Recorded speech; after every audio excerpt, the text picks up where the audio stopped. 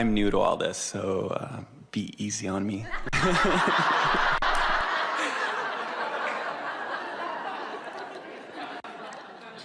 We haven't talked too much about soulmates or that kind of idea. I was wondering what you thought about that. Yeah, what is that?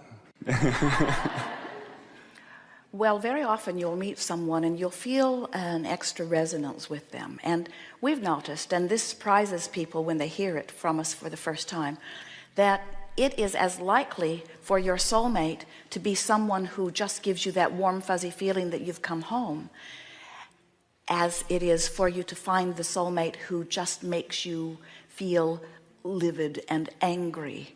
Because sometimes your soulmate is already in that place of alignment and sometimes not, or sometimes your soulmate is in alignment and you are not. So depending upon where you are along this emotional scale makes them feel the way they feel to you.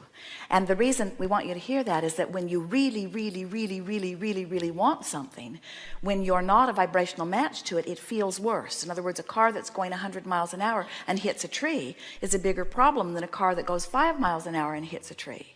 So your soulmate could feel fabulously to you or awful to you, depending upon where either one of you are in relationship to who you really are. Does that make sense to you?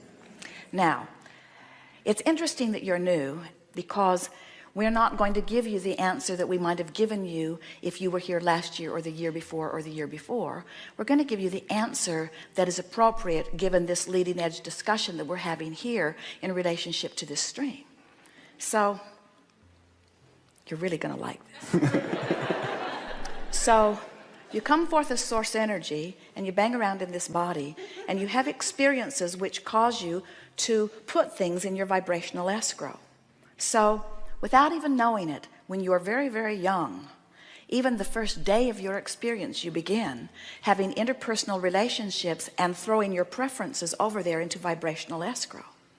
So for example, with Jerry and Esther, they came together late in their lives, so to speak. They've been together since 1976 is when they met, but both of them had lived a lot of life before that. And as they were living life apart from each other, each of them were having experiences with others and experiences with life that was causing them to identify who they really are. So a vibrational escrow for each of them was forming.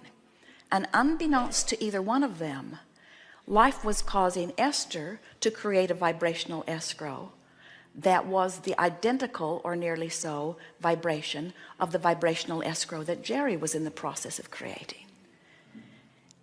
Now, what that means is both of them were source energy coming in and same vibration coming in. And as they each individually lived life and had exposure to experiences that took them away from who they really are, their desire to be who they really are kept getting thrown over there into their vibrational escrow. You getting a picture of this? So here they are, bipping along through life. You all are doing this individually, while who they really are, who they had each become, was over there being tended by source energy, calling them each to it. And as through different chains of events, each of them began to individually listen and follow their bliss, they ended up in the same place. And when they saw each other, they said, "Hello, do I know you? You feel very familiar. I never want to be away from you again." You see? So think about what a soulmate really is. It's you coming into alignment with that which you are calling soul. It's you coming into alignment with who you really are. And in the religious sense, it is certainly spiritual, soulmate. But in the secular sense, in terms of relationships, isn't it logical that the person, the lover that you are seeing as your soulmate, is someone who must be vibrationally compatible with that which is the heart of you, with that which you have become? So we want you to understand the only thing that is necessary for any of you to find your soulmate is for you to first mate with your own soul.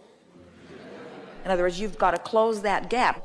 And it's an interesting thing because it's a very frequent thing that someone will be banging around and they will go to Alcoholics Anonymous or something, and they'll get turned around and they will come into vibrational alignment with who they are, and they will feel so much better as they come into alignment with who they are, and they temporarily don't really have access to their soulmate because their soulmate's still over there making amends to the people they have wronged.